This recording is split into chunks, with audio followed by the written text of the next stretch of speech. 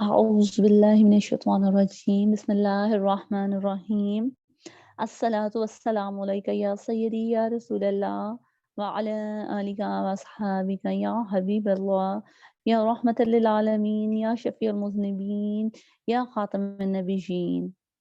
آپ صلی اللہ علیہ وآلہ وسلم کی ذات پاک پر درود و سلام بھیجنے کے بعد ہم اپنے ٹاپک کا آغاز کرتے ہیں۔ ہم نے توحید الایمان سے پچھلے ہفتے فرسٹ لیکچر جیسے کہ پڑھا تھا، آج ہم انشاءاللہ تعالی اس کو آگے لے کے چلیں گے۔ نگاہ و عشق و مستی میں وہی اول وہی آخر، نگاہ عشق و مستی میں وہی اول وہی آخر، وہی قرآن وہی فرقان وہی یاسین وہی طٰہٰ۔ حج اچھا، نماز اچھی، روزہ اچھا، زکوٰۃ اچھی، مگر میں باوجود اس کے مسلمان ہو نہیں سکتا، نہ جب تک کٹ مروں میں خواجہ بطحہ صلی اللہ علیہ وآلہ وسلم کی حرمت پر خدا شاہد ہے کامل میرا ایمان ہو نہیں سکتا۔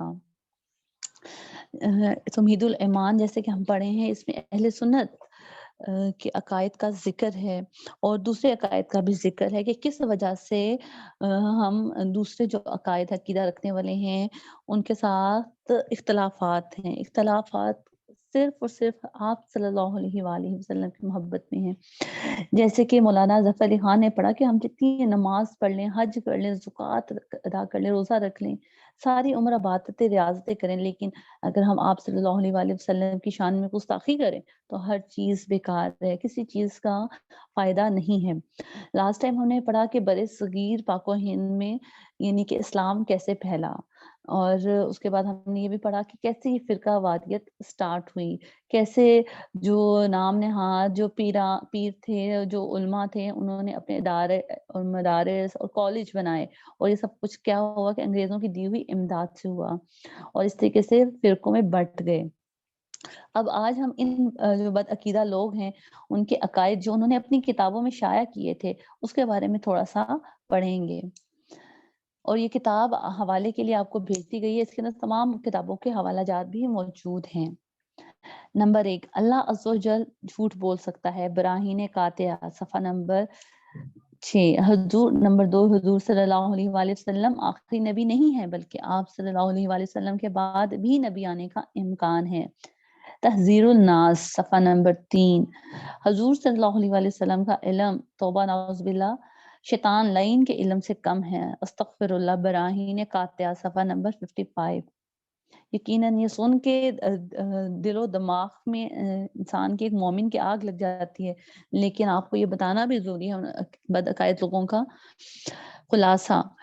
نمبر 4 ہے کہ حضور صلی اللہ علیہ وآلہ وسلم کا علم ایسا ہی ہے توبہ نعوذ باللہ جیسے بچوں، پاگلوں، بلکہ جانوروں کو ہوتا ہے۔ یہ حفظ الایمان صفحہ نمبر 8 ہے۔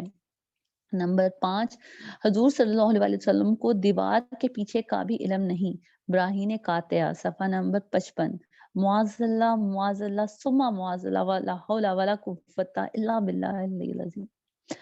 اس اصل کتاب سے ان تمام جو ہے ان اقوال کی نقل جو ہے لی گئی ہے، اور اصل کتاب کا جو ہے آگے انشاءاللہ وہ بھی ہم خلاصہ بیان کریں گے۔ ان عقائد کا برا ہونا تو ہر کسی کو معلوم ہی ہے کہ جب یہ عقائد عوام نے سنے تو علماء کرام سے ان کے بارے میں انہوں نے پھر فتویٰ پوچھا۔ جب بد عقیدہ لوگوں نے یہ تمام عقائد جو ان سے ہیں بیان کرنے شروع کیے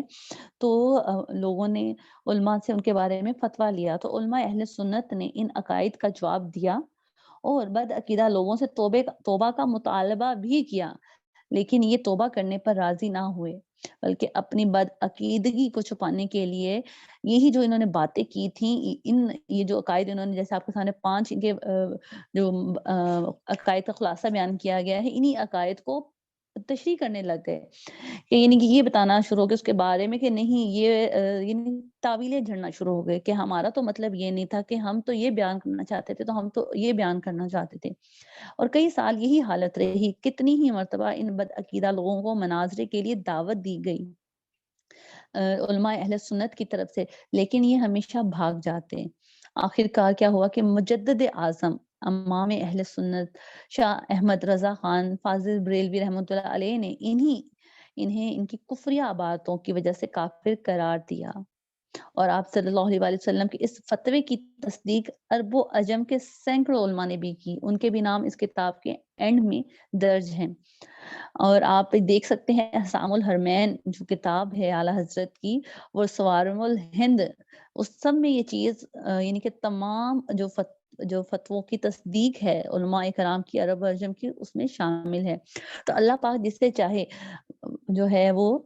چن لے، ٹھیک ہے، جس کے اوپر کرم ہوتا ہے اس کو ہی چنا جاتا ہے۔ اسی طریقے سے وہاں کے جو برے حالات تھے بد عقیدہ لوگوں کے، یعنی کہ عقیدے پھیلتے جا رہے تھے، یعنی کہ بہت زیادہ کنفیوژن کا شکار ہوتے مسلمان، تو اعلیٰ حضرت کی وہ ایک ہستی تھی جن کو اللہ پاک نے چنا۔ اور اس کے بعد کیا ہوا کہ اس کے جواب میں ان بد عقیدہ لوگوں نے بہت سے مکر و فریب کے جال پھینکے اور شور مچایا کہ امام احمد رضا خان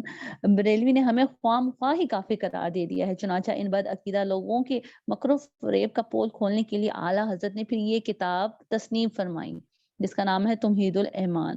جس میں عوام کو ان کے دھوکے سے بچنے کی نصیحت کی اور بد عقیدہ جو لوگ تھے ان کے جتنے بھی اعتراضات تھے ان کا جواب دیا۔ آپ یہ غور سے سنیے گا اور آپ سب کی انشاءاللہ تعالی آج بہت سے سوالات کے جواب جو تھے وہ کلیئر ہو جائیں گے۔ اور امام احمد رضا خان بریلوی اعلیٰ حضرت نے صرف جواب ہی نہیں دیا، کیونکہ وہ اب آج تک یہی ان کا کہنا ہے کہ یہ اہل سنت جو ہر کسی کو کافر کہہ دیتے ہیں، تو اس کا جو جواب ہے اعلیٰ حضرت نے بیان فرمایا کہ انہوں نے ایسے ہی نہیں کافر کہہ دیا، کیونکہ کسی بھی مسلمان کو کافر کہنا جائز ہی نہیں ہے جب تک کہ وہ کبیرہ گناہوں میں سے کوئی گناہ نہ کر لے۔ اس میں بھی دیکھا جاتا ہے کہ اس کے گناہ کی نوعیت کیا ہے۔ تو اعلیٰ حضرت نے جن احادیث جن آیات کی بنا کے اوپر ثبوتوں کے ساتھ ان کو کافر قرار دیا، اس کی ڈیٹیل ہم انشاءاللہ تعالیٰ تمہید الایمان میں پڑھیں گے۔ تمہید الایمان کو اعلیٰ حضرت نے 4 حصوں میں جو ہے وہ بیان کیا ہے۔ آج ہم جو پہلا حصہ ہے وہ پڑھیں گے، پہلا مرحلہ جو سا ہے وہ پڑھیں گے۔ تو پہلے میں آپ کو 4 حصوں کا خلاصہ بتا دیتی ہوں۔ نمبر 1 آپ نے فرمایا جو سرکار صلی اللہ علیہ وآلہ وسلم کو اور اللہ عز و جل کو گالی دے، عیب لگائے یا ان کی شان میں کمی کرے، وہ قطعاً کافر ہے۔ قطعاً کا مطلب ہوتا ہے یقیناً کافر ہے، اس میں کوئی شک نہیں ہے۔ نمبر 2 اعلیٰ حضرت نے فرمایا کہ جو کوئی ان کے کفریہ کلام کو دیکھ کر سن کر بھی انہیں کافر نہ مانے اور بہانے بنائے، ان کی دوستی استادی شاگردی کا لحاظ کرے، وہ بھی کافر ہے۔ نمبر 3 آپ نے بتایا کہ ان گستاخوں نے جو کچھ اللہ عز و جل اور اس کے حبیب صلی اللہ علیہ وآلہ وسلم کے بارے میں لکھا ہے، اس کے گستاخانہ ہونے میں کوئی شبہ نہیں ہے۔ نمبر 4 جو مکر و فریب اور بہانے بازی یہ لوگ کرتے ہیں، اس کا کوئی اعتبار نہیں، وہ بہانے بازی ان کے کفر کو مٹا نہیں سکتی۔ آئیے ہم ان جو 4 مرحلے جو 4 باتیں اعلیٰ حضرت نے بیان کی ہیں، اب ہم جو علماء اسلام ہیں ان کی اقوال کی روشنی میں بھی اس کا جائزہ لیتے ہیں۔ سب سے پہلے جو حنفیہ سلسلے کے جو ہمارے امام اعظم حضرت امام ابو حنیفہ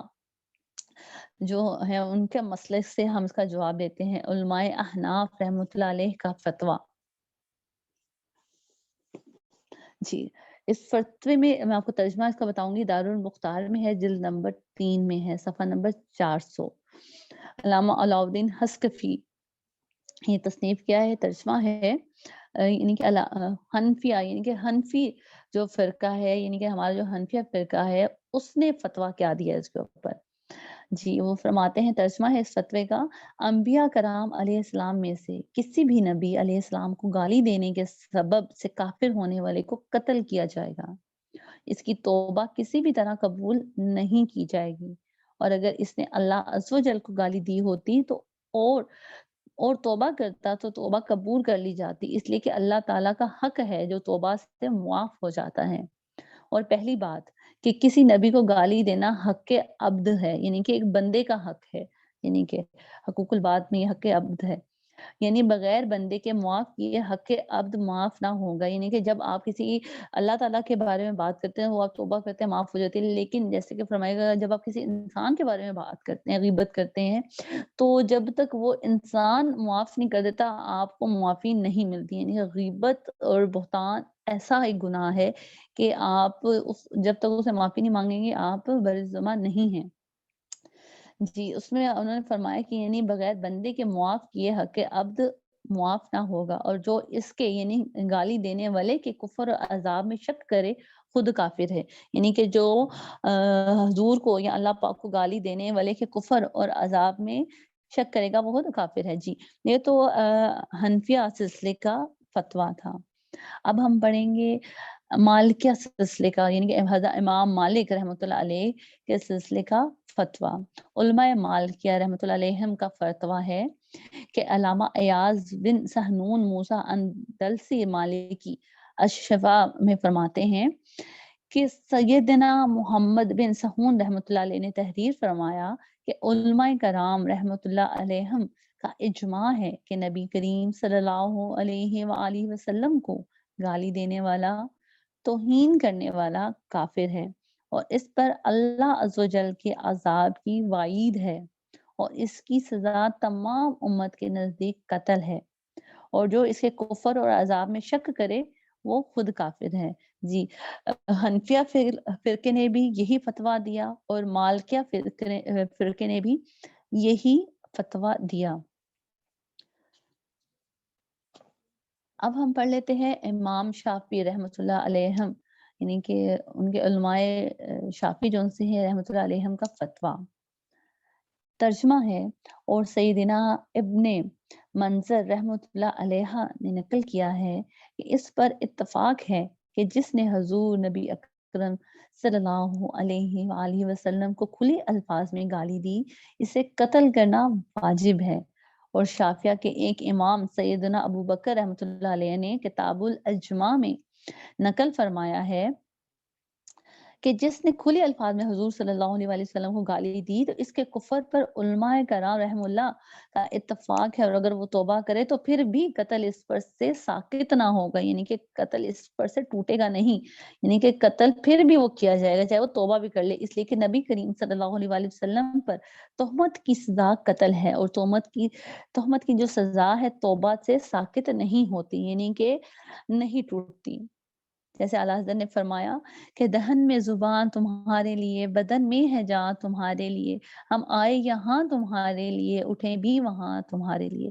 جب ہمارے جسم میں زبان بھی اسی لیے ہے، حضور کے طفیل ہم ان کے امتی ہیں، انہی کے طفیل ہمارے بدن میں جان ہے۔ اگر حضور کا نور نہ ہوتا، اگر آپ پیدا نہ ہوتے تو کائنات ہی پیدا نہ ہوتی۔ اللہ تعالیٰ نے آپ صلی اللہ علیہ وسلم کے ہاتھ اس کائنات کو پیدا فرمایا، اور اسی لیے ہم یہاں آئے، اور ہم جب جائیں گے واپس تب بھی حضور کے ہی امتی کے ہونے کی حیثیت سے انشاءاللہ تعالیٰ اٹھیں گے۔ حدیث قدسی ہے کہ یعنی اے محبوب صلی اللہ علیہ وآلہ وسلم، اگر آپ صلی اللہ علیہ وآلہ وسلم کو پیدا نہ کرتا تو کائنات کی حس و بود کو بھی وجود میں نہ لاتا۔ سبحان اللہ، کیا شان ہے۔ ایک اور جگہ فرمایا، حدیث قدسی ہے کہ میری عزت و عظمت کی قسم، اگر میں آپ کو پیدا نہ کرتا تو جنت کو بھی پیدا نہ کرتا، اور اگر آپ کو پیدا نہ کرتا تو پھر دنیا کو بھی پیدا نہ کرتا۔ سبحان اللہ۔ یہ تو حدیث قدسی سے میں نے آپ کی شان بیان کی، پورا کا پورا قرآن اس چیز سے بھرا پڑا ہے، اور آپ آگے چل کے یہ پڑھیں گے بھی۔ حضرت نے جیسے کہ قرآن پاک میں جہاں جہاں اللہ تعالیٰ نے اپنے حبیب کی شان بیان کی ہے اور اپنے حبیب کی گستاخی کرنے والوں کی سزا بیان کیا، وہ وہاں وہاں اعلیٰ حضرت نے بڑی ڈیٹیل سے اس کو لکھا ہے اس کتاب میں۔ یہ ہم نے امام شافعی کا پڑھا۔ اب امام حنبل، علماء حنابلہ رحمۃ اللہ علیہم کا فتویٰ۔ فقہ کے 4 امام ہیں، امام اعظم امام ابو حنیفہ، امام مالک، امام شافعی اور امام حنبل، اور دنیا میں جتنے بھی امت محمد صلی اللہ علیہ وسلم ہے، تمام امت ان 4 اماموں کو مانتی ہے، اور 4 اماموں کی عزت و توقیر ہم سب پر واجب ہے۔ اور جیسے اب ہم پڑھیں گے امام حنبل کا فتویٰ، یعنی کہ علماء امام حنبل کا فتویٰ۔ وہ فرماتے ہیں، ترجمہ ہے فتوے کا، اور جس نے اللہ عز و جل کو گالی دی وہ کافر ہے، خواہ گالی مذاق میں دی ہو، اسی طرح جس نے اللہ عز و جل کا مذاق اڑایا، یا اس کی آیتوں کا، یا اس کے رسولوں علیہ السلام، یا اس کی کتابوں کا، جیسا کہ اللہ عز و جل کا فرمان ہے ان منافقوں کے بارے میں ہے جنہوں نے حضور صلی اللہ علیہ وسلم کے علم مقدس کا مذاق اڑایا، اور اگر تم ان سے پوچھو کہ انہوں نے کیا کفر بکا ہے تو یہ ضرور کہیں گے کہ ہم تو محض مذاق کر رہے تھے، تم فرماؤ کہ اللہ عز و جل اور اس کی آیتوں، اس کے رسول کا مذاق اڑا رہے تھے؟ بہانے مت بناؤ، یقیناً ایمان لانے کے بعد کافر ہو چکے۔ جی، تو اللہ پاک ہم سب کو توفیق عطا فرمائے کہ ہمیں اللہ پاک ایسی باتوں سے بھی دور رکھے۔ تو آج اگر ہم اللہ تعالیٰ کی، اگر یہ سب کے لیے ہے، یہ صرف ان لوگوں کے لیے نہیں ہے جنہوں نے اللہ تعالیٰ کے توبہ اعوذ باللہ مذاق اڑایا یا حضور کی گستاخی کی، اس کے بارے میں کتابیں لکھی، یہ ہر مسلمان کے لیے ہے۔ اگر ہمارے سامنے کوئی اللہ پاک کی آیت بیان کی جاتی ہے قرآن پاک کی، تو ہم اس کا مذاق نہ اڑائیں۔ ہم آج کل میسجز میں مذاق اڑاتے ہیں، جیسے روزے آئے تو روزوں کا، رمضان کا مذاق شروع ہو گیا، کوئی وبا آئی اس کا مذاق شروع ہو گیا۔ تو ہم نے اس کا مذاق نہیں اڑانا، کیونکہ اللہ پاک نے شاعر اللہ فرمایا، اللہ تعالیٰ نے اپنے بندوں کو فرمایا یہ شاعر اللہ، یعنی اللہ کی نشانیاں ہیں۔ صفا مروہ اللہ کی نشانی، قرآن پاک اللہ کی نشانی ہے۔ شاعر اللہ کس سے کہا جاتا ہے؟ جسے دیکھ کر اللہ یاد آئے، تو اللہ کی نشانیاں ہیں۔ تو جس نے اللہ کی نشانیوں کا مذاق اڑایا تو وہ یقیناً جو سا ہے وہ عذاب کے لیے تیار ہو جائے۔ ابن تیمیہ کی گواہی، یہاں تو جیسے ہم نے پہلے پڑھا، چار ہم نے جو علماء کے فتوے پڑھے، یعنی کہ علماء اسلام رحمہ اللہ کے، تو یہ سب جو تھے یعنی کہ ایک بات پر متفق تھے۔ اب جو وہابیہ کے شیخ کبیر ابن تیمیہ کی گواہی بھی ہم ملاحظہ کریں گے۔ ترجمہ ہے، محمد بن سہون رحمۃ اللہ علیہ نے فرمایا کہ حضور صلی اللہ علیہ وسلم کو گالی دینے والا اور توہین کرنے والا کافر ہے، اور اس پر عذاب الہی عز و جل کی وعید آئی ہے۔ غور سے سنیے گا۔ اور اس مسئلے میں تحقیق یہ ہے کہ اگر گالی دینے والا مسلمان ہے تو بلا اتفاق اسے کافر قرار دیا جائے۔ یہ وہابیہ کے جو ایک عالم ہے ان کا فتویٰ ہے، ابن تیمیہ کا فتویٰ اس کو کہا جاتا ہے۔ بلا اتفاق اسے کافر قرار دیا جائے گا اور قتل کیا جائے گا، اور یہی چاروں ائمہ یعنی کہ وغیرہ رحمۃ اللہ علیہم کا مذہب ہے۔ یہ کتاب ہے الصارم المسلول، مطبوع نشر سنتا ملتان۔ توہین کے الفاظ میں نیت کا اعتبار، ابھی تو ہم نے سارے ان کے پڑھے پہلے کہ انہوں نے کیا کیا توہین کے الفاظ پڑھے، یعنی بکے۔ اس کے بعد ہم نے پڑھا کہ فتویٰ کیا ہے، چاروں جو ہمارے فرقے ہیں، ٹھیک ہے، ان کا چاروں جو امام فقہ کے، ان کا کیا فتویٰ کہ وہ ہر لحاظ میں قتل کیا جائے گا، ٹھیک ہے۔ اب ہم اس کا تھوڑا سا خلاصہ پڑھیں گے کہ جو انہوں نے توہین کی، کہ بعض لوگ کہتے ہیں کہ یہ تو ٹھیک ہے کہ توہین خدا اور توہین رسول صلی اللہ علیہ وآلہ وسلم کرنا کفر ہی ہے، لیکن ان علماء دیوبند کی نیت توہین کرنا نہیں تھی، بلکہ ان کی نیت امت کی اصلاح کرنا تھی، وغیرہ وغیرہ۔ توبہ نعوذ باللہ۔ یہاں جس میں حضور کی توہین ہو رہی ہو تو اس میں امت کی اصلاح کیسے؟ کیونکہ ہر انسان تو عالم دین نہیں ہوتا نا، ہر انسان تو مفتی نہیں ہوتا، اس کو تو مسئلے مسائل کا نہیں پتا ہوتا۔ تو جب آپ کوئی علماء دین اتنے بڑے بڑے جب وہ بات کریں گے تو عام انسان تو فوراً سے پہلے اس کو وہی سمجھے گا کہ جو انہوں نے بیان کیا تھا، ان کی نیت وہ نہیں دیکھے گا، ٹھیک ہے نا۔ تو لیکن جو علماء یہ تھے دیوبند، انہوں نے کہا کہ ہماری جو نیت تھی وہ توحید کی، توہین کی نہیں تھی، ٹھیک ہے نا، بلکہ ہماری جو نیت تھی وہ اصلاح کرنا تھی، وغیرہ وغیرہ۔ تو اگر کوئی شخص توہین خدا، اور مجھے آپ بتائیں، آپ سب اللہ تعالیٰ سب کو عقل سلیم عطا فرمائے، اگر کوئی شخص توہین خدا عز و جل اور توہین رسول صلی اللہ علیہ وآلہ وسلم کرے، یعنی ایسی بات کہے کہ جس سے توہین ہوتی ہو، تو ظاہری معنی کا اعتبار کیا جاتا ہے، اس کی نیت کو نہیں دیکھا جاتا۔ تو اگر اللہ کے بارے میں کوئی غلط بات کہہ رہا ہے تو ہم کہیں اب ہم اس کی نیت دیکھیں نہیں، ہمیں دیکھنے والے کو یہی پتا چلے گا نا کہ وہ کہہ رہا ہے، اور بعد میں چاہے وہ کہہ دے کہ میرا تو یہ مطلب ہی نہیں تھا، کیونکہ ادب اور توہین کا اعتبار جون سا ہے وہ ظاہری الفاظ میں لیا جاتا ہے۔ جیسے کہ کیا آپ اپنے والد صاحب کو یا استاد صاحب کو تعریف کی نیت سے گدھا کہہ سکتے ہیں؟ ہرگز نہیں، کیونکہ گدھا جو سا ہے سامنے اگر اس کے واضح الفاظ لیا جائے تو وہ توہین ہی ہے، کیونکہ ہماری بول چال میں توہین کا لفظ ہے گدھا کہنا۔ ہاں، لفظ شعر کہنے سے توہین نہیں ہوتی، کیونکہ شعر جو سا ہے وہ عرف عام میں تعریف کے لیے بولا جاتا ہے۔ تو جب ہم گدھا کہیں گے تو وہ تو ہم بعد میں کہیں کہ ہماری یہ نیت نہیں تھی، ٹھیک ہے، کہ وہ گدھا بڑا معصوم جانور، ہم یہ کہیں نہیں، کبھی ہو ہی نہیں سکتا۔ بہرحال اگر آپ کہیں کہ گدھے سے میری مراد تو والد صاحب یا استاد صاحب کو شریف آدمی کہنا تھا، کیونکہ گدھا ایک شریف جانور ہے، میری نیت تو توہین کرنا تھی ہی نہیں بلکہ تعریف کرنا تھی، تو کبھی بھی اس شخص کا قول نہیں مانا جائے گا۔ पता चला कि अच्छी नियत से भी तौहीन का कलमा कहना तौहीन ही है, चाहे आपकी नियत जितनी मर्ज़ी अच्छी हो, लेकिन आपके मुँह से जो अल्फ़ाज़ निकल गए हैं, अगर उसमें तौहीन का अंसर है, तो वो तौहीन ही है। चुनांचे अच्छी नियत से भी सरकार आलम सल्लल्लाहु अलैहि वसल्लम के इल्म को शैतान के इल्म से कम बताना, या अच्छी नियत से हज़ूर सल्लल्लाहु अलैहि वसल्लम के इल्म शरीफ को तौबा नऊज़ बिल्लाह जानवरों, पागलों और बच्चों के बराबर बताना, या अच्छी नियत से अल्लाह अज़्ज़ व जल को झूठ कहना, यकीनन अल्लाह अज़्ज़ व जल और इसके हबीब सल्लल्लाहु अलैहि वसल्लम की तौहीन है। और हम इस पर उलमाए इस्लाम रहमतुल्लाह अलैहिम के फतवे नकल किए देते हैं। जैसे अल्लामा शामी रहमतुल्लाह अलैह फरमाते हैं कि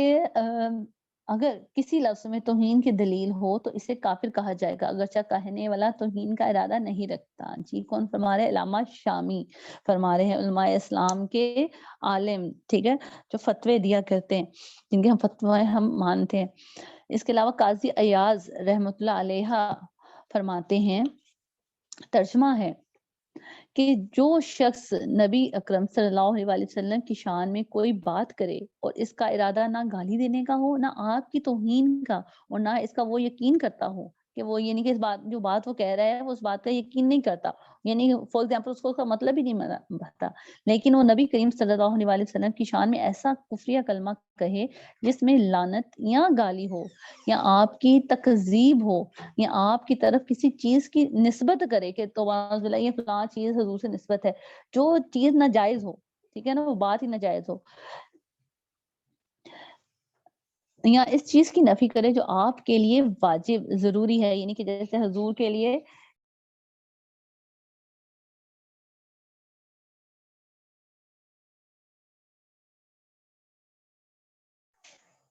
जी, जो या इस चीज़ की नफ़ी करे जो आपके लिए वाजिब ज़रूरी हो। जैसे आपके इल्म गैब का वाजिब होना ज़रूरी है, आपके हाज़िर-नाज़िर हम जानते हैं, आपको नूरुल बशर होना वाजिब है।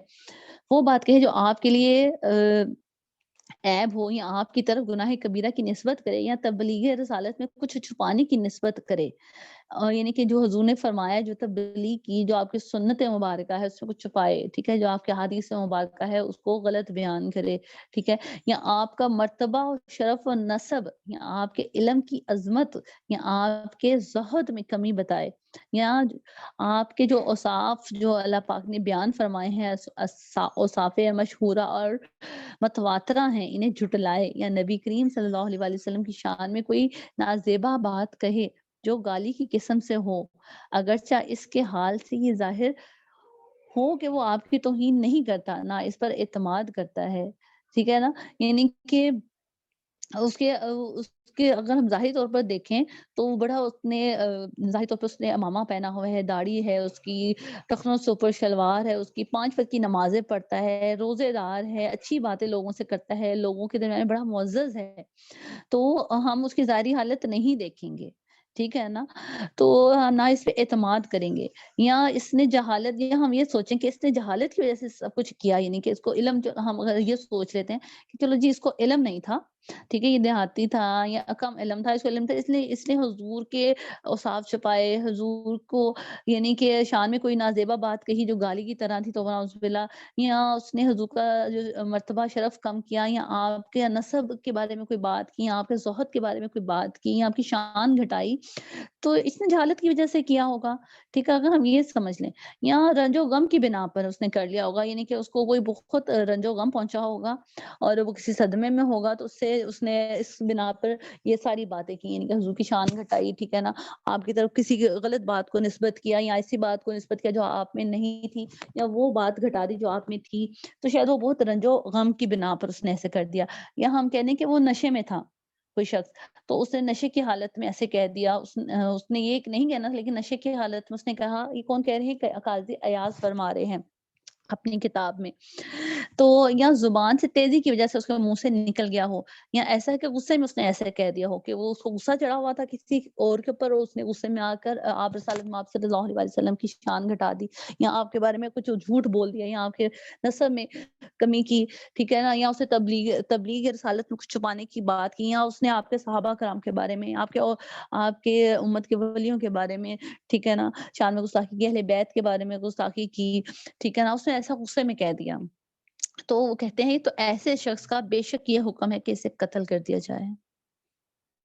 جی، آپ نے سنا کہ قاضی ایاز فرماتے ہیں کیونکہ جہالت کا بہانہ کون-سا ہے کفر بکنے میں نہیں مانا جائے گا، کہ ہم یہ نہیں مانیں گے کہ جی وہ جاہل تھا، اس کو کوئی علم نہیں تھا، تو اس نے ان سے نا حضور کے شان میں گستاخی کر دی، یا حضور کی شان گھٹا دی، یا اس نے حضور کے علم غیب کا انکار کر دیا، یا ہم کہہ رہے ہیں یعنی کہ اس نے اتنی باتیں کر دی، تو وہ فرماتے ہیں کہ اس میں تو ہم جہالت کا بہانہ چلے گا ہی نہیں کہ اس نے جہالت کی وجہ سے کفر بک دیا۔ نہ ہم یہ مانیں گے کہ زبان کی تیزی کی وجہ سے انہوں نے کہا کہ کفر نکلنے کا دعویٰ، نہ کوئی اور سبب جو بیان ہوئے، یعنی کہ مثلا غصہ، جو غم وغیرہ، ٹھیک ہے، کوئی چیز نہیں مانی جائے گی جب کہ اس کی عقل درست ہو، سوائے اس شخص کے جس کو یہ کہنے پر مجبور کیا گیا ہو، یعنی کہ جس کو جان سے مار دینے کی دھمکی دی گئی ہو، اور البتہ اس کا دل جو سا ایمان پر مطمئن ہو، یعنی کہ دل سے تو وہ حضور کی ہر اوصاف کے اوپر یقین رکھتا ہو، حضور کی رحمت للعالمین پر، آپ کی حاضر ناظر، آپ کے اللہ نے آپ کو جو غیب کے علم عطا فرمائے، ٹھیک ہے، اس کے اوپر یقین رکھتا ہو، تو ہر چیز پہ یقین رکھتا ہو، ٹھیک ہے، آپ کی شان کے اوپر یقین رکھتا ہو کہ حسب و نسب آپ کے صحابہ کرام، ٹھیک ہے نا، آپ کے اہل بیت کی اسی طریقے سے عزت و توقیر کرتا ہو، جیسے کہ حضور نے فرمایا کہ میرے صحابہ جو ان سے ستاروں کی مانند ہیں، تم ایک کی بھی تقلید کرو گے تو تم یعنی کہ صحیح منزل پہ پہنچ جاؤ گے۔ اہل بیت کے بارے میں فرمایا کہ جو ان کا دامن تھام لے گا وہ قیامت تک گمراہ نہیں ہوگا۔ تو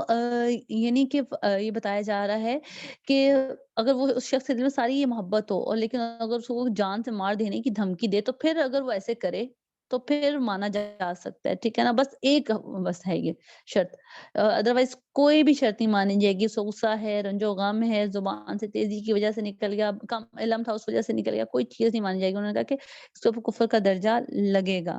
جی، یہ آپ دیکھیں کہ یہ میں نے کس کا بتایا، قاضی ایاز کا فتویٰ۔ اب علامہ خفا جی حنفی اور مولا علی قادری رحمۃ اللہ علیہ، وہ انہوں نے کیا کیا، یہ دو جو امام ہیں علامہ، انہوں نے اس عبارت کو درست قرار دیا، اور یہی انہوں نے پھر فتویٰ دیا۔ ان کی جو کتاب ہے اس کے اندر انہوں نے نسیم الریاض میں انہوں نے فتویٰ دیا، ٹھیک ہے، اور یہ امام، یہ جو تھے اہل سنت کے تھے یہ امام، ٹھیک ہے، جن کے بارے میں ہم نے ابھی پڑھا۔ تو اب ذرا ہم انور کشمیری کی سنتے ہیں، یہ جو ہمارے دیوبند اکابر ہیں، ان کے ایک عالم ہیں تھے، یعنی کہ موصوف دارالعلوم دیوبند کے اکابر علماء میں سے ہیں، یعنی کہ اکابر سے مراد یہ کہ جن کو مانا جاتا ہے علم والے۔ تو انہوں نے کیا کہا، ان کے بھی خیالات ہم سنتے ہیں، جو ایسے کرتا ہے حضور کے بارے میں گستاخی اللہ کے بارے میں۔ ترجمہ ہے، ان کی کتاب ہے، ترجمہ میں کروں گی، کفر کا حکم لگانے کا دار و مدار ظاہری لفظ وغیرہ پر ہے، یعنی کہ جو کہنے والے کے مقصد اور نیت اور اس کے حال و قرائن کا اعتبار نہیں کیا جائے گا۔ جی، کس نے فرمایا؟ انور کشمیری، جو دیوبند علماء کے اکابر ہیں، انہوں نے کہا کہ کفر جب لگانا ہے نا، کفر کا حکم لگانا ہے، تو ہم نے یہ نہیں دیکھنا کہ اس کی نیت اور مقصد کیا تھا، ٹھیک ہے نا، نہ ہی ہم نے حال و قرائن کا دیکھنا ہے۔ حال و قرائن سے مراد ہے کہ اس کا حال احوال کیا تھا، جیسے کہ ہم نے سارے حال احوال پڑھے نا، غصہ، رنج و غم، زبان کی تیزی، جہالت ہے، ٹھیک ہے نا، کم علم ہے، تو یعنی کہ نشہ ہے اس کو، تو ہم نے یہ نہیں دیکھا۔ انہوں نے کہا کہ یہ نہیں دیکھا جائے گا کہ اس کا حال و قرائن کیا ہے، نہ ہی ہم نے دیکھنا اس کے مقصد اور نیت کیا تھی، ہم نے بس اس کا جو کفر کا حکم لگانے کا دار و مدار ظاہری لفظ وغیرہ پر ہے۔ یہ ایک، اور اسی کتاب میں انہوں نے ایک اور جگہ بتایا، ترجمہ ہے، علماء بیان فرماتے ہیں کہ انبیاء علیہ السلام کی شان میں گستاخی کفر ہے، خواہ کہنے والا گستاخی کا ارادہ نہ کرے۔ یہ تو بات ہوگی انبیاء علیہ السلام کی، ابھی تک جتنی بھی بات ہو رہی ہے انبیاء علیہ السلام کی بات ہو رہی ہے کہ جو کسی نبی کے اس میں کرے، یہ جو بتا رہے ہیں انور کشمیری۔ اب ایک جو ہے موسٹ امپورٹنٹ جو ہم فتویٰ پڑھیں گے ہے، وہ ہے فتویٰ گنگوہی، ٹھیک ہے، کچھ اسی طرح کا فتویٰ گنگوہی صاحب نے بھی صادر فرمایا ہے۔ موصوف اپنی کتاب فتاوی رشیدیہ کامل مبوب میں لکھتے ہیں، یہ بھی ایک بہت بڑے عالم اور اکابر گزرے ہیں، اور ان کی فتاوی رشیدیہ، جیسے ہم فتاوی رضویہ پڑھتے ہیں تو ان کے مسلک سے، یعنی ان کو ماننے والے وہ فتاوی رشیدیہ پڑھتے ہیں، تو اس میں انہوں نے کیا یعنی کہ بات بیان کی ہے۔ جی، اس میں انہوں نے کہا کہ کسی نے سوال کیا ان سے کہ جو شاعر اپنے اشعار میں، یعنی کہ اپنی شاعری میں حضور صلی اللہ علیہ وسلم کو صنم یا بت یا اشوب ترک، یعنی کہ اس کا مطلب ہے یعنی بامانیت طرق محبوب، یہاں وہ کہے فتنہ عرب، اور وہ کہے کہ عربی زبان میں اس کو محبوب کہتے ہیں، ٹھیک ہے نا، وہ یہ کہے لیکن بولے کیا، فتنہ محبوب یا باندھے، تو اس کا کیا حکم ہے؟ یعنی کہ وہ ظاہری ہے، اس کے جو الفاظ ہیں وہ تو بڑے فتنہ یعنی کہ فتنہ انگیز نہیں ہے، لیکن جو اس کے میننگ ہے وہ بہت زیادہ فتنہ انگیز ہے۔ تو انہوں نے پھر کیا جواب دیا، یعنی کہ اس کو کہا جاتا ہے فتویٰ گنگوہی۔ انہوں نے فرمایا کہ یہ الفاظ کبیح بولنے والا، یعنی کہ غلط الفاظ بولنے والا، اگرچہ حقیقی معنی یعنی کہ معنی حقیقیہ، معنی ظاہرہ خود مراد نہیں رکھتا، یعنی کہ وہ حقیقی معنی نہیں لیتا بلکہ اس کے مجازی معنی مراد لیتا ہے، یعنی کہ وہ بتا رہا ہے میں تو تعریف کر رہا ہوں، ٹھیک ہے نا، لیکن اس کی تعریف میں بھی گستاخی کا وہم ہے، اور کیا ہے اس میں اذیت ذات پاک کے تالا ہے، اور جناب رسول اللہ سے خالی نہیں ہے، یعنی کہ ان کی اذیت اللہ تعالیٰ اور رسول اللہ صلی اللہ علیہ وسلم کو دی جا رہی ہے ان الفاظ میں، ٹھیک ہے نا، تو یہ اس چیز سے خالی نہیں ہے کہ جس میں اللہ تعالیٰ اور رسول اللہ کو اذیت دی جائے، ان الفاظ سے خالی نہیں ہے، یعنی ان الفاظ میں اللہ تعالیٰ اور رسول اللہ صلی اللہ علیہ وسلم کو اذیت دی گئی ہے۔ یہی سبب ہے کہ اللہ تعالیٰ نے لفظ رائنا بولنے سے صحابہ کرام کو منع فرمایا۔ جی یہ وہ غور طلب بات ہے، قرآن پاک میں اس آیت کے اوپر جو علماء کرام ہیں انہوں نے کتابوں کی کتابیں لکھ دی ہیں حضور کی شان میں، ٹھیک ہے نا، جو شاعر ہیں جو عشق رسول میں انہوں نے اس کے اوپر کتنی ہی نعتیں لکھ دی ہیں اس آیت کے اوپر۔ تو یہ فتویٰ گنگوہی میں ہے کہ اس نے کہا کہ جو الفاظ بولے جا رہے ہیں ہم اس کے حقیقی، چاہے اس کا مجازی معنی اچھے ہوں لیکن حقیقی معنی برے ہوں، یا حقیقی معنی اچھے ہوں مجازی معنی برے ہوں، ٹھیک ہے نا، چاہے وہ تعریف کرے لیکن اس کے جو وہم ہو رہا ہے وہ گستاخی کا ہو رہا ہے، اور اس میں اللہ اس کے رسول کو اذیت ہو رہی ہے، تو پھر اس نے اسی نے یعنی فتویٰ گنگوہی میں ہی انہوں نے کیا بتایا کہ یہ سب اللہ تعالیٰ نے لفظ رائنا بولنے سے صحابہ کرام کو منع فرمایا، اور انظرنا کا لفظ عرض کرنا ارشاد فرمایا، حالانکہ مقصود صحابہ کرام رضی اللہ عنہم اجمعین ہرگز وہ معنی کہ جو یہود مراد لیتے تھے نہ تھا، یعنی کہ صحابہ کرام تو بالکل وہ معنی نہ لیتے تھے جو یہود لیتے تھے، مگر یہود جو ان سے تھے وہ کیا کرتے تھے، وہ شوخی کا ذریعہ اس لفظ کو بناتے تھے، اور کیوں یہ لفظ استعمال کرتے تھے، وہ حضور صلی اللہ علیہ وسلم کو اذیت دینے کے لیے، تو جس نے حضور کو اذیت دی اس نے اللہ پاک کو اذیت دی، اور حضرات صحابہ کرام کا پکارنا بولنا مجلس شریف میں حضرت صلی اللہ علیہ وآلہ وسلم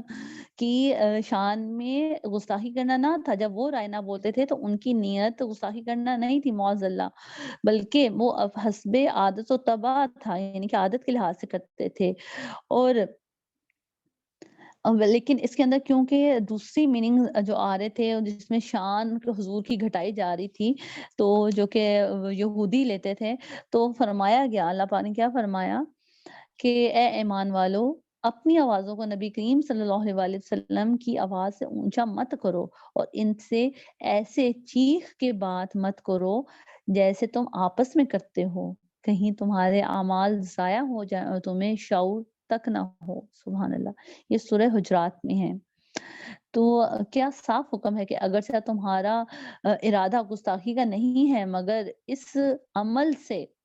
یہ نہ ہو کہ یہ عمل کرنے سے تمہارے سارے اعمال ہی برباد ہو جائیں اور تم کو خبر بھی نہ ہو، کیا عمل کرنے سے، کہ حضور کی بارگاہ میں اونچا بولنے سے۔ دیکھیں صرف حضور کی بارگاہ میں اونچا بولنے کی یہ سزا ہے کہ اللہ تعالیٰ نے فرمایا تمہاری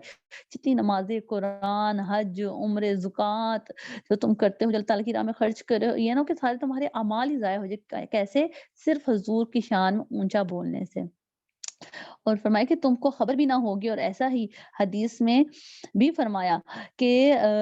جب حضور صلی اللہ علیہ وسلم کی حیات شریفہ ان ظاہری حیات میں منع تھا کہ ابو القاسم کسی کی کنیت رکھنا، ابو القاسم صرف حضور کے ساتھ ہی مخصوص تھا، کیونکہ اس کی وجہ یہ تھی تاکہ حضور صلی اللہ علیہ وسلم کی ذات پاک کو کسی قسم کی اذیت نہ پہنچائی جائے، یعنی کہ کوئی اور یہودی یا کوئی اور ابو القاسم نہ کہلائے، تو یعنی کہ حضور کے ظاہری زمانہ میں ابو القاسم کنیت رکھنا صرف حضور کے لیے مخصوص تھا، کوئی کسی دوسرے شخص کو پکارے گا تو آپ صلی اللہ علیہ وسلم یہ سمجھ کر کہ کوئی مجھ کو بلانے کا ارادہ کرتا ہے توجہ فرمائیں گے، تو اس لیے ابو القاسم حضور صلی اللہ علیہ وسلم کی کنیت ہے، ٹھیک ہے نا، حالانکہ پکارنے والے کی چاہیے نیت نہ ہو کہ وہ حضور کو نہیں پکارا، لیکن کہیں حضور یہ نہ سمجھے کہ مجھے پکار رہا ہے۔ تو اس وجہ سے، صرف اسی وجہ سے ابو القاسم جو ہے حضور کے ساتھ مخصوص کر دیا گیا۔ اب اس بات کا حاصل یہ ہے کہ ان الفاظ میں گستاخی اور اذیت ظاہرہ ہے، یعنی کہ جو الفاظ کسی کوئی انسان اگر بولتا ہے جس میں ظاہری الفاظ، جیسے شروع میں ہم نے بولے نا کہ کوئی شاعر ہے وہ اپنے اس میں حضور کو صنم یا بت کدا کہہ دیتا ہے، یعنی کہ یا فتنہ عرب توبہ نعوذ باللہ کہہ دیتا ہے، اور کہ وہ عربی میں تو اس کے معنی جو سے محبوب کے ہیں، ٹھیک ہے نا، کوئی کہہ دیتا ہے ایسے، تو ہم نے کیا دیکھنا ہے، ہم نے اس کے یہ دیکھنا ہے کہ اس کی نیت بھی نہیں دیکھنی، ہم نے بس یہ دیکھنا ہے کہ اس سے کس چیز کا وہم ہو رہا ہے، اس سے گستاخی کا وہم ہو رہا ہے، پس ان الفاظ کا بکنا کفر ہوگا۔ اور یہ گنگوہی صاحب فرما رہے ہیں جو کہ دیوبند اور اہل حدیث کے اکابر علماء تھے، اور ان کلمات کفر کے لکھنے والے کو منع کرنا شدید چاہیے، یہ بھی گنگوہی صاحب ہی فرما رہے ہیں۔ اور اگر کہتے قدرت ہو اور اگر وہ بندہ باز نہ آئے تو اسے قتل ہی کر دو، یہ بھی گنگوہی صاحب فرما رہے ہیں۔ جی، یہاں تک کیا ہوا کہ گنگوہی صاحب کا فتویٰ ختم ہو گیا، ٹھیک ہے نا؟ تو آگے گنگوہی صاحب کا فتویٰ ختم ہوا، اس فتوے سے ہمیں پتہ چلا کہ کسی کلام میں، شعر میں اگر گستاخی کا ہلکا سا بھی وہم ہو تب بھی وہ کفر ہوگا۔ لیکن یہ عجب تماشا ہے، جب خود گنگوہی صاحب نے سرکار عالم صلی اللہ علیہ وآلہ وسلم کی شان میں گستاخی کی تو چاہیے تو ان کو یہ تھا کہ فوراً توبہ کر لیتے، مگر افسوس کہ توبہ تو نہیں کی، البتہ یہ ثابت کرنے کی کوشش میں لگے کہ میرا کلام گستاخی کا نہیں، حالانکہ ان کے کلام میں گستاخی کا وہم نہیں بلکہ کھلا گستاخی موجود ہے، جیسے کہ آئندہ انشاءاللہ تعالی ہم عبارتیں پڑھیں گے اگلے لیکچر میں۔ تو بس ثابت ہوا کہ اگر کوئی شخص ایسا کلمہ کہے جس میں اللہ عز و جل یا حضور صلی اللہ علیہ وسلم کی توہین ہوتی ہے، کافر کہا جائے گا، اور اس کی نیت و ارادہ نہ دیکھا جائے گا۔ آپ یہ دیکھیں کہ علم اللہ پاک کی ذات نے ان کو عطا فرمایا، ٹھیک ہے نا؟ کوئی عالم فاضل بنتا ہے، مفتی بنتا ہے، پھر وہ فتویٰ مفتی کے مقام تک پہنچتا ہے تو پھر بھی وہ فتویٰ دے سکتا ہے۔ مفتی وہ شخصیت ہوتی ہے کہ جس کو تمام جو علوم ہے، ظاہری علوم، اس کے اوپر مہارت حاصل ہوتی ہے، چاہے حدیث کا ہے، فقہ کا ہے، قرآن کا ہے، تفسیر کا ہے، علم نحو ہے، علم صرف ہے، تمام غزی کا علوم جو ان سے ہیں، ایک پی ایچ ڈی ڈاکٹر جسے کہتے ہیں، وہ ایک مفتی کا مقام ہوتا ہے دین کے اندر، وہ فتویٰ دے سکتا ہے، اور اس کے فتوے کے اوپر عمل کرنا تمام امت مسلمہ کے اوپر فرض ہے۔ لیکن جب کسی سے ہدایت ہی چھین جائے تو پھر کیا کہا جا سکتا ہے؟ اللہ پاک ہمیں علم بھی عطا فرمائے، اور ساتھ ساتھ یہ بھی دعا کریں کہ اللہ پاک ہمیں اس کے اوپر استقامت بھی عطا فرمائے، ٹھیک ہے؟ اور ساتھ ہی ساتھ یہ دعا مانگنی چاہیے کہ اللہ تعالیٰ ہمارے دل ٹیڑے ہونے سے بچائے۔ اللہ تعالیٰ نے قرآن پاک میں خود بہت سی دعائیں ہمیں بتا دیں کہ اللہ پاک سے ہمیں دعا کرنی چاہیے کہ اللہ پاک علم عطا کرنے کے بعد ہمیں اس کے اوپر قائم رہنے کی توفیق عطا فرمائے۔ یہ نہ ہو کہ ہم زیادہ علم آ جائے اور وہ علم ہمارے اتنا زیادہ ہو جائے، اتنا ہمارا پیالہ چھوٹا ہو جائے دماغ کا، اور علم اتنا زیادہ ہو جائے کہ وہ باہر گرنا شروع ہو جائے اور ہم اپنے ہی محسن کو برا کہنا شروع ہو جائیں۔ اللہ پاک ہمیں کفر سے بچائے، کفریہ کلمات کہنے سے بچائے، دین کا علم سمجھ رکھنے کی توفیق عطا فرمائے، اور سب سے زیادہ حضور صلی اللہ علیہ وآلہ وسلم کی شان کو سمجھنے کی قرآن و حدیث سے توفیق عطا فرمائے۔ آمین بجاہ النبی صلی اللہ علیہ وآلہ وسلم۔